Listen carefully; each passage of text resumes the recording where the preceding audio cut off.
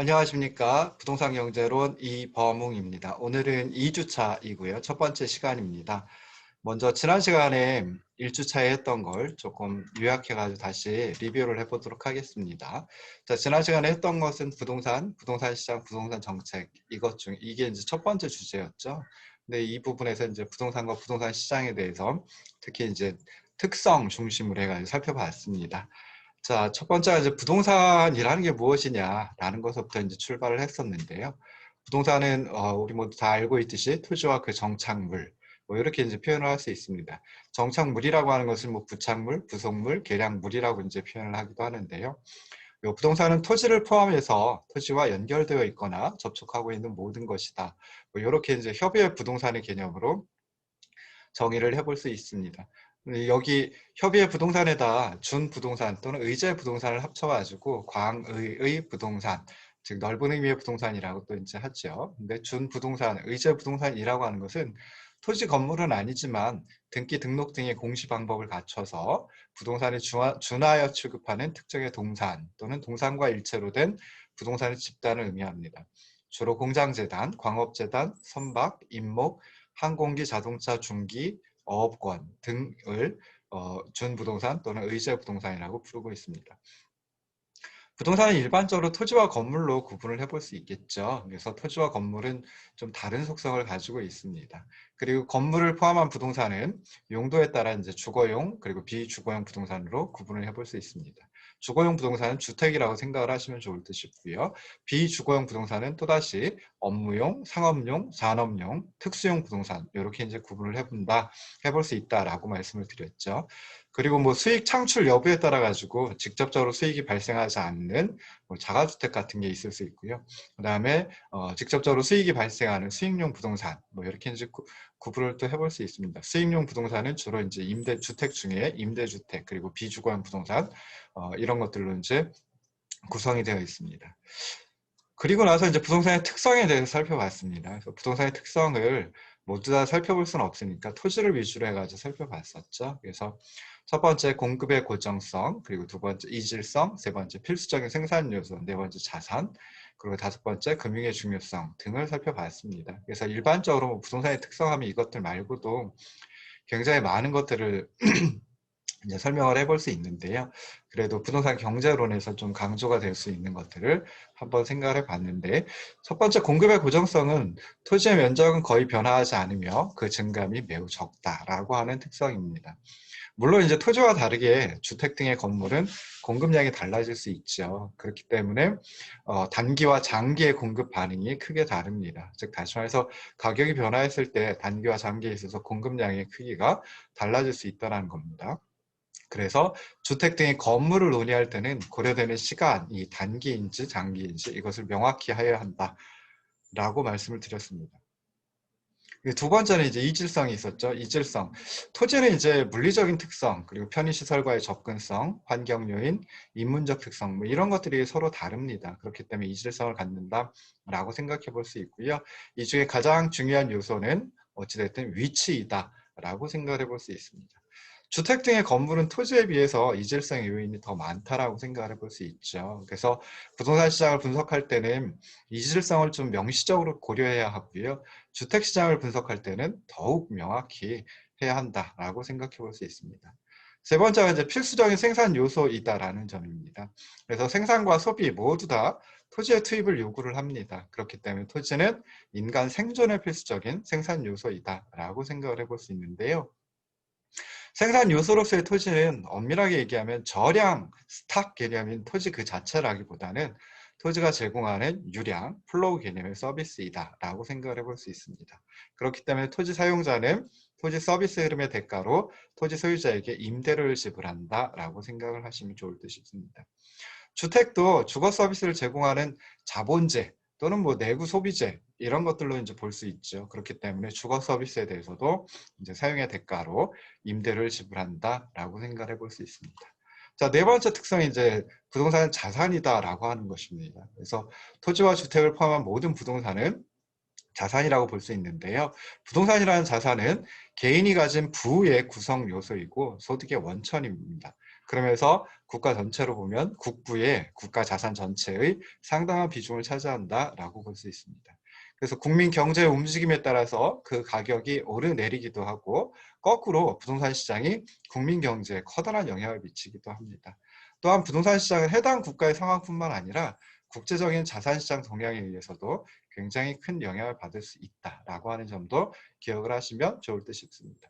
마지막 다섯 번째가 이제 금융의 중요성이죠. 그래서 부동산은 고가의 내구재입니다. 그러다 보니까 수요 공급 모든 두 측면 모두에서 금융이 이제 중요해집니다. 수요 측면에서 보면 주택은 가게가 구입하는 내구재 중에 가장 비싼 내구재입니다. 그래서 주택 가격의 일부를 자기 부담금으로 자기 자신이 지불하고요. 나머지 대부분을 금융권이라든지 하는 걸 통해 가지고 차입을 통해 충당을 합니다. 그래서 주택 대출의 차입 가능성 그리고 차입 조건 이런 것들이 자가주택 수요에 큰 영향을 미친다라고 생각해 볼 수 있습니다. 자, 공급 측면에서도 금융의 중요성을 살펴볼 수 있는데요. 부동산 개발 사업을 하면 거액의 자금이 필요하죠. 그래서 이러한 자금을 프로젝트 파이낸싱을 통해 가지고 조달한다. 그렇기 때문에 금융이 중요하다라고 생각해 볼 수 있습니다. 자, 그리고 지난 시간에 마지막으로 살펴봤던 게 이제 부동산 시장의 특성이었습니다. 한 5가지 정도 살펴봤는데요. 시장 분할, 높은 거래 비용, 공실의 존재, 시장 지배력, 가격 및 수량 조정의 어려움, 뭐 이런 것들을 살펴봤습니다. 그 시장 분할이라고 하는 것, 첫 번째 특성, 부동산 시장의 첫 번째 특성은 부동산 시장이 여러 개의 부분 시장으로 나누어지는 현상을 의미합니다. 부동산 시장은 부동산이 갖고 있는 부동성, 위치의 고정성이라고 하는 성격 때문에 공간적인 작용 범위가 일정할 수밖에 없습니다. 그래서 그 공간적인 작용 범위가 일정 지역에 한정되는 국지성을 갖고 있는데요. 그렇기 때문에 부동산 시장은 지역에 따라서 다수의 하부 시장 또는 하위 시장, 썸마켓으로 나뉘어지고요. 같은 지역이다라고 할지라도 부동산의 유형, 규모, 품질 등에 따라 다시 여러 개의 부분 시장으로 세분이 됩니다. 그래서 이러한 특성을 시장 분할이라고 하고 또 분화 현상이라고 이제 부르기도 하는데요. 이러한 그 부동산 시장의 분화 현상, 시장 분할 현상은 경우에 따라서 부분 시장별로 시장의 불균형을 초래하기도 한다라고 하는 점도 기억을 하시면 좋을 듯 싶습니다. 두 번째 부동산 시장의 특성이 거래 비용이 높다라고 하는 점입니다. 그래서 뭐 일반 재화에도 거래 비용이 수반이 되긴 하지만 부동산이라는 상품의 거래에는 일반 재화보다 더 높은 거래 비용이 수반이 되는 것이 일반적입니다. 그래서 부동산 거래에 수반되는 거래 비용에는 세금, 중개 수수료가 있고요. 그리고 탐색 비용, 이사 비용 뭐 이런 것들이 포함되며 금전적 비용뿐만이 아니라 정신적 비용도 포함된다라고 생각해 볼 수 있습니다. 특히 주택 같은 경우에는 거래 비용이 높기 때문에 주택 수요가 변동하더라도 수요자들이 즉각적으로 주택 소비를 조정할 수는 없습니다. 왜냐하면 현재 거주하고 있는 주택에서 계속 거주하는 데 따르는 효용의 손실이 다른 주택으로 이사하는 데 소요되는 거래 비용보다 적으면 합리적인 가격에는 주거를 이전하지 않기 때문입니다. 세 번째 부동산 시장의 특성은 공실의 존재라고 하는 겁니다. 그래서 부동산 시장에서는 균형 상태에서도 공실이 존재합니다. 원래 일반적인 재화 시장에서는 균형 상태에서는 초과 공급이 발생을 할 수 없는데요. 부동산 시장은 초과 공급이 발생한다라고 균형 상태에서도 초과 공급, 공실이 존재한다라고 하는 점입니다. 그래서 공실은 크게 두 가지 역할을 하는데요. 첫 번째는 이제 공간에 대한 수요 증가를 큰 비용 없이 수용할 수 있는 완충장치 역할을 한다. 그래서 신규 부동산의 공급에는 많은 비용 또 많은 시간이 소요되기 때문에 부동산 공간에 대한 수요가 증가하더라도 곧바로 신규 공급을 증가시키기는 어렵습니다. 그렇기 때문에 공실이 필요하다라고 생각해 볼 수 있습니다. 두 번째, 공실은 공간의 수요자들이 공간 탐색을 쉽게 할 수 있게 해주고요. 이렇기 때문에 공간 수요와 공급을 원활하게 연결하도록 하는 기능을 수행하고 있습니다. 수요자가 원하는 부동산 공간을 구하기 위해서는 탐색이 필요한데요. 그 탐색이 가능하기 위해서는 어느 정도의 공실이 존재해야 한다라고도 생각을 해볼 수 있습니다. 네 번째 부동산 시장의 특성은 시장 지배력입니다. 그래서 부동산 시장에서는 수요자와 공급자 모두 어느 정도의 시장 지배력을 갖고 있습니다. 잠재적인 구매자 그리고 잠재적인 매도자가 연결되면 거래 가격은 이제 쌍방의 협상에 의해서 결정이 되고요. 협상의 결과, 즉 가격이 높고 낮으면 쌍방의 협상 능력 그리고 시장 상황에 영향을 받을 수밖에 없습니다. 그래서 앞서 설명드린 세 번째 특징, 균형에서도 공실 초과 공급이 존재한다라고 하는 특성하고요. 네 번째 특성, 수요자와 공급자가 어느 정도의 시장 지배력을 갖고 있다라고 하는 이 두 가지 특성 때문에 부동산 시장은 전형적인 완전 경쟁 시장은 아니다라고 생각해 볼 수 있습니다. 마지막 다섯 번째가 가격 및 수량 조정의 어려움입니다. 그래서 수량 조정을 먼저 살펴보면은 신규 공급되는 규모, 그러니까 부동산이 그 신규 공급되는 규모는 기존의 부동산 재고에 비해서 굉장히 적습니다. 그리고 일부 부동산은 신규 공급에 굉장히 많은 시간이 소요되기 때문에 신규 공급 증가 속도가 매우 더딜 수밖에 없습니다. 그러다 보니까 수량 조정이 어렵다라고 생각해 볼 수 있고요. 그 다음에 가격 조정은 세 가지 특성 때문에 또 어렵습니다. 세 가지 이유 때문에 어렵습니다. 그래서 첫 번째는 가격 조정이 대부분 적정 공실률을 유지하는 범위 내에서 이루어지기 때문이고요. 둘째, 특히 수익용 부동산 시장에서는 장기 임대차 계약이 많기 때문에 가격 조정이 서서히 이루어집니다. 뭐 주택 같으면 한 2년이고요. 임대주택 같으면 2년 정도고요. 그리고 상업용이라든지 업무용 부동산 같으면 보통 5년 내지 10년을 계약 기간으로 두고 있기 때문에 가격 조정이 그 기간 동안, 계약 기간 동안에는 이루어질 수 없죠. 그렇기 때문에 장기 임대차 계약 때문에 가격 조정이 서서히 이루어진다라고 생각해 볼 수 있고요. 마지막 세 번째, 자가주택 시장에서는 가격이 하방 경직적인 경향이 있습니다. 그렇기 때문에 가격 하락보다는 거래량 감소가 주로 나타난다. 뭐 이렇게 이제 생각을 해보시면 좋을 듯 싶습니다. 자, 오늘은 그 뒤를 이어가지고 이제 뭐 부동산 시장의 규모 그리고 부동산 정책에 대해서 살펴보도록 하겠습니다. 그래서 마찬가지로 이제 화면을 공유해가지고 한번 화면을 띄워놓고 보도록 하겠습니다. 자, 우리나라 부동산 시장의 규모, 요 8쪽, 강의한 8쪽에 있습니다. 그래서 우리나라 부동산 그 시장의 규모를 갖다 살펴보는데요. 먼저 이제 부동산 자산 전체를 살펴보고, 그 다음에 주택, 그리고 주택 시장과 토지 시장에 대해서 살펴보도록 하겠습니다. 자, 한국은행 국민대차대조표에 따르면 2018년 말 현재 우리나라의 토지 자산은 8,223조 원 정도가 됩니다. 그리고 건물 자산은 3,215조 원. 그 중에 이제 주거용이니까 주택이 되겠죠. 주택은 1,609조 원, 비주거용은 1,606조 원. 거의 비슷하다라고 이제 생각을 해볼 수 있죠.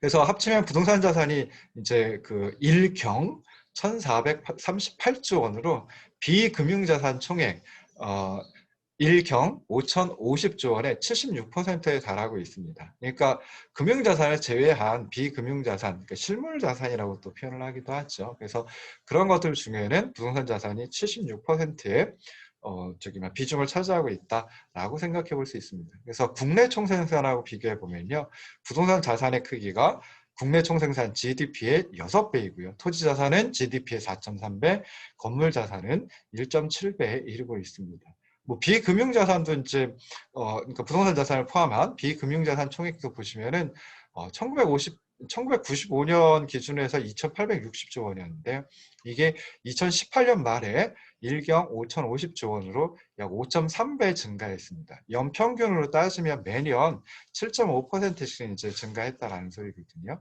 그리고 국내 총생산 GDP는 437조 원에서 1,894조 원으로 4.3배 증가했습니다. 연평균으로 따지면 6.6%씩 증가를 했습니다. 여기서 이제 부동산 자산을 다시 살펴보면은 부동산 자산은 2,183조 원에서 1,438조 원으로 요 14년 죄송합니다. 24년이 되겠죠. 그래서 24년 정도에 5.2배 증가했습니다. 연평균으로 약 7.5% 증가했다라고 생각해 볼 수 있고요. 토지 자산은 1,725조 원에서 8,223조 원으로 4.8배, 연평균 7%씩 증가했습니다. 그리고 건물 자산은 458조 원에서 3,215조 원으로 7배, 연평균으로 따지면 8.8%씩 증가를 했습니다. 그래서 이렇게 이제 우리 한국은행 국가자산 통계에 있는 걸 가지고 이제 좀 정리를 해보면 아래에 나와 있는 표와 같은데요. 밑에 있는 거, 그러니까 부동산 자산을 GDP에 대비한 거 한번 보시면요.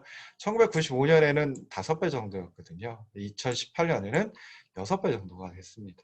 부동산 자산을 토지 자산, 건물 자산으로 나누어 가지고 봤을 때 토지 자산은 1995년에 GDP의 3.9배였는데요. 2018년에는 4.3배. 그러니까 0.4배인데 이게 상당히 큰 규모죠. 네, 건물 자산은 GDP와 1995년에 GDP와 거의 비슷했습니다.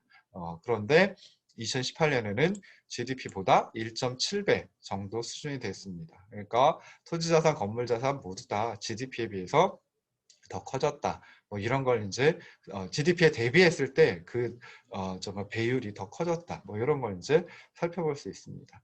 자, 그리고 나서 이제 또 한번 생각을 해볼게요. 토지 거래량 그리고 주택 거래량 등입니다. 그래서 토지 거래량은 2006년서부터 이제 한번 살펴봤는데요. 그 이전 거는 물론 자료는 남아 있긴 합니다. 근데 뭐 그 이전에 보시면은 토지 거래량 그 1993년에 상당히 많이 이제 떨어집니다. 감소를 합니다. 그 이전에 비해서. 그러다 이제 다시 토지 거래량이 증가를 하다가 정말 97년 이후 98년, 99년 요때 이제 또 토지 거래량이 살짝 줄어듭니다. 그때 IMF 정말 구제금융 위기가 있었죠.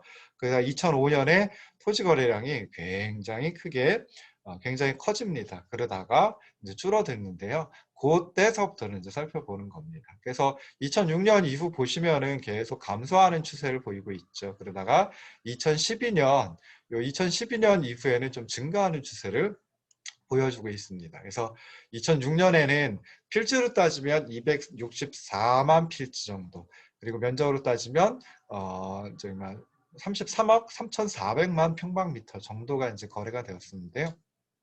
2012년에 최저를 보인다라고 했죠. 그래서 필지 수도 204만 필지 정도로 한 60만 필지 정도 줄었고요. 그다음에 면적도 18억 2,400만 평방미터 해가지고 거의 한 절반 가까이로 떨어졌습니다.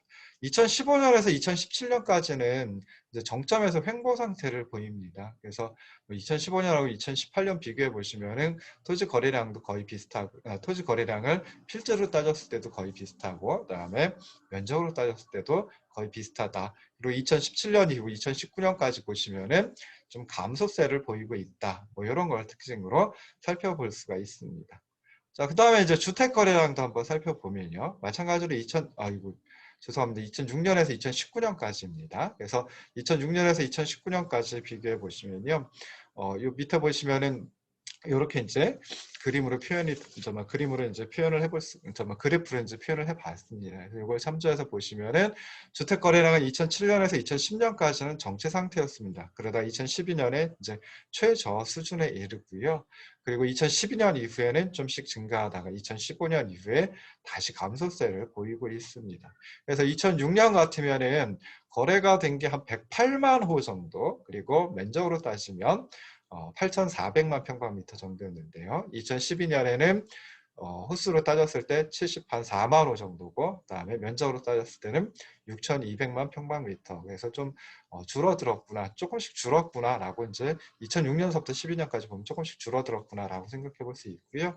2012년 이후에는 증가를 한다 그랬죠. 그래서 15년 이후에 다시 감소세를 보이는데 2015년에는 119만 호 정도, 그리고 면적으로 따지면은 1억 300만 평방미터 정도 거래가 되었었는데 2019년에는 81만 호 정도, 그리고 6,500만 평방미터 면적으로 따졌을 때 그 정도가 이제 거래가 됐습니다. 그래서 이런 그 주택 거래량 추이는 유형별로도 좀 비슷한 양상을 보여주고 있습니다. 그래서 단독주택도, 그리고 공동주택 중에 아파트 모두 다 이제 이런 식으로 비슷한 양상을 보이고 있다라고 하는 거, 정말 그래프를 통해 가지고 살펴보시면 좋을 듯 싶습니다. 자, 다음 주제가 이제 정부 개입과 정책 과제입니다. 그러니까 여기서 이제 부동산 정책에 대해서 이제 살짝 다루고 지나가도록 하겠습니다. 물론 그 뒤에도 계속 부동산 정책, 뭐 조세 정책이라든지 규제 정책이라든지 이런 걸 이제 뒷부분에서 살펴볼 텐데요. 근데 그냥 조금 뭐랄까요? 이론적으로 설명하고 지나가는 부분은 이 부분이다라고 생각을 하시면 좋을 듯 싶습니다. 그래서 정부 개입의 근거, 뭐 먼저 살펴볼 텐데요. 정부 개입, 뭐 정도의 차이는 있지만 대부분의 국가에서 주택은 정부의 규제가 가장 많은 지화입니다. 여기서도 이제 주택시장만 가지고 살펴보도록 할게요. 뭐 토지시장까지 아우른다라고 하면 이제 굉장히 길어질 수밖에 없으니까 주택시장만 가지고 보면요. 자, 정부가 주택시장에 개입하는 이유는 경제적인 측면에서 살펴볼 수 있고요. 그게 아니라 정치, 이념, 역사적인 측면에서도 찾아볼 수 있습니다. 그렇기 때문에 정부가 주택시장에 개입하는 이유는 굉장히 많고 복잡하다라고 생각해 볼 수 있습니다. 그럼에도 불구하고 주택시장에 정부가 개입하는 근거는 크게 두 가지, 효율성과 형평성 측면에서 찾아볼 수 있습니다. 그래서 자원 배분의 효율성, 그리고 소득 분배, 공평성 또는 형평성, 이 두 가지 측면에서 찾아볼 수 있는데요. 여기서는 네 가지 측면으로 나눠가지고 생각을 해볼 겁니다. 그래서 첫 번째는 자원 배분의 효율성, 그리고 두 번째는 소득 분배의 공평성, 그리고 세 번째는 이제 주택 구입 능력이라고 하는 측면, 그리고 네 번째는 정치적인 측면 가지고 주택시장에 정부가 개입하는 근거를 한번 살펴보고자 합니다. 첫 번째 이제 효율성 측면, 자원배분의 효율성이라고 하는 측면에서 주택은 긍정적인 외부 효과를 창출하는 재화입니다. 그래서 생산과 소비를 장려할 필요가 있는 가치제이기 때문에 정부의 시장 개입이 정당화된다라고 생각해 볼 수 있습니다. 그래서 긍정적인 외부 효과, 그러니까 외부 효과라고 하는 것은 이제 시장 밖에서 이루어졌다라고 하는 거죠. 그래서 거래 그러니까 거래를 할 때는 거래 상대방이 있어요. 거래 쌍방이 있죠. 근데 어떤 한 사람의 행위가, 한 주체 행위가, 한쪽의 행위가 그러니까 그 거래 상대방 이외의 제3자에게 영향을 미쳤을 때, 그때 이제 외부 효과가 발생을 했다라고 합니다. 좋은 영향을 미쳤다라고 하면 긍정적인 외부 효과를 창출한다라고 생각해 볼 수 있죠. 그래서 그 주택이 긍정적인 외부 효과를 창출하는 거 뭐 크게 두 가지 정도 살펴볼 수 있는데요. 자, 첫 번째는 이제 조경, 외관, 디자인 뭐 이런 것들이 훌륭한 양질의 주택은 주변 지역 주민들에게도 편익을 가져다 줍니다. 그래서 거주민의 삶의 질 그리고 공동체 안정성을 높여준다라고 볼 수 있고요. 그 두 번째 이제 주거 안정이라고 하는 것은 노동 생산성을 높이고 그다음에 지역 사회에 대한 주민 참여를 제고한다. 그러면서 신규 주택 건설 그리고 주택 가격의 안정성은 또 거시경제 안정에도 중요한 영향을 미친다라고 생각을 해볼 수 있습니다. 그래서 긍정적인 외부 효과를 창출한다. 뭐 여기 첫 번째, 두 번째 했지만 사실은 네 가지 정도죠. 그래서 양질의 주택은 주변 주민들에게 편익을 가져다 주기 때문에 긍정적인 외부 효과를 가져다 줍니다. 그리고 또 양질의 주택은 거주민의 삶의 질 그리고 공동체 안정성을 높여주는 외부 효과를 창출한다. 그리고 세 번째, 주거 안정은 노동 생산성을 높이고 지역사회에 대한 주민의 참여를 제고하는 이런 식의 긍정적인 외부 효과를 창출하고요. 신규 주택 건설하고 주택 가격의 안정성은 거시경제의 안정 그리고 성장에도 중요한 영향을 미치기 때문에 긍정적인 외부 효과를 창출한다. 그러한 가치제이기 때문에 정부의 시장 개입이 정당화된다라고 생각해 볼 수 있습니다. 두 번째는 이제 형평성 측면에서 살펴볼 수 있는데요. 자, 주택 정책이라고 하는 건 형평성 측면에서 모든 사회 구성원에게 최소한의 주거 수준을 보장해주는 그런 복지 기능을 수행하기 마련입니다. 그리고 또한 특정한 소득 계층에 대해서는 주거 지원을 통해서 간접적으로 소득과 부를 재분배해주는 그런 결과를 가져올 수 있습니다. 그렇기 때문에 주택시장에 대한 정부의 개입이 형평성 측면에서 정당화된다라고 생각해 볼 수 있습니다. 자, 세 번째는 이제 주택 구입 능력 제고라고 하는 측면인데요. 자, 시장에서 결정되는 주택의 구입 가격 또는 임대료가 사회 구성원 다수의 부담 능력을 초과한다라고 하면 그때 정부는 주택 구입 능력을 제고하기 위하여 시장에 개입하는 것이 정당화될 수 있다라고 생각해 볼 수 있습니다. 주택 구입 능력은 보통 이제 소득 대비 주택 가격, 이걸 이제 PIR이라고 보통 얘기를 하지요. 그래서 소득 대비 주택 가격 비율 뭐 이렇게 이제 표현을 하기도 하고요. 그 다음에 임대료의 비중 뭐 이런 것들로 주택 구입 능력을 측정을 해볼 수가 있습니다. 그럼 주택 구입 능력이 낮다라는 건 두 가지 중에 두 가지 이유를 볼 수 있거든요. 하나는 소득에 비해서 주택 가격이 높거나 또 하나는 주택 가격에 비해서 소득이 낮은 요거 두 가지 갖다 이제 의미할 수 있겠죠. 그래서 주택 구입 능력을 제고하기 위한 정부의 주택 정책, 정부의 주택 시장 개입은 소득 계층에 따라 좀 달라질 수밖에 없습니다. 저소득층이 주택 구입을 하기 어려운 문제, 요건 이제 소득 부족이라고 생각해 볼 수 있죠. 소득이 적기 때문에 소득은 적고 주택 가격은 상대적으로 높기 때문에 주택을 구입하기 어렵다라고 생각을 해볼 수 있고요. 중산층 이상에서는 수요는 있습니다. 소득도 어느 정도 있습니다. 그런데 각종 규제 때문에 공급의 제약이 있고, 그래서 주택 가격이 높아지면 이제 주택 구입 능력 문제가 발생할 수 있습니다. 그럼 거꾸로 생각해 보면 저소득층 같으면은 소득을 증대시키는 그런 정책이 필요하고요. 중산층 이상에 대해서는 이제 그 공급 제약을 풀어주는, 그러니까 규제를 완화해주는 정책이 필요하다. 뭐 이렇게 해서 생각해 볼 수 있습니다. 자, 마지막 네 번째, 정부가 주택시장에 개입하는 이유는 정치적인 측면에서 살펴볼 수 있습니다. 그래서 자가주택을 보유하는 걸 촉진하는 정책 생각해 볼 수 있는데요. 이런 정책은 중산층을 꽤 많이 형성시킬 수 있고요. 그러다 보면은 이제 사회의 안정성에 기여를 할 수 있다라고 생각을 해볼 수 있습니다. 그런 측면에서 정부의 시장 개입이 정당화된다라고 생각해 볼 수 있고요. 이런 점에서 보면은 저소득층에 대한 주거 지원은 사회적 결속력을 강화하는 그런 결과를 가져온다라고도 이제 생각을 해볼 수 있습니다. 그래서 이렇게 해가지고 네 가지 측면, 효율성 측면, 그리고 형평성 측면, 그리고 주택 구입 능력 제고 측면, 정치적 측면, 네 가지 측면에서 정부가 주택시장에 개입하는 이유 또는 주택시장에 개입해도 된다라고 하는 어떤 정당성을 찾아볼 수 있는 걸 설명을 드렸습니다. 그래서 이거는 제가 보기에는 굉장히 중요하거든요. 그래서 여러분들 나중에 꼭 기억하시고요. 정부가 부동산 시장, 특히 주택 시장에 왜 개입하는지에 대해서 꼭 기억을 해두시면 좋을 듯 싶습니다. 그래서 효율성 측면이라고 하는 거 살펴볼 수도 있지만은 그거 못지않게 형평성 측면, 그리고 주택 구입 재고 측면, 그리고 정치적인 측면, 이 네 가지 모두 다 정부가 주택시장에 개입하는 이유가 된다, 또는 정부가 주택시장에 개입해도 되는 정당성을 저기 말해준다라고 이제 생각을 하시면 좋을 듯 싶습니다. 잠깐 쉬었다가 다시 돌아오도록 하겠습니다.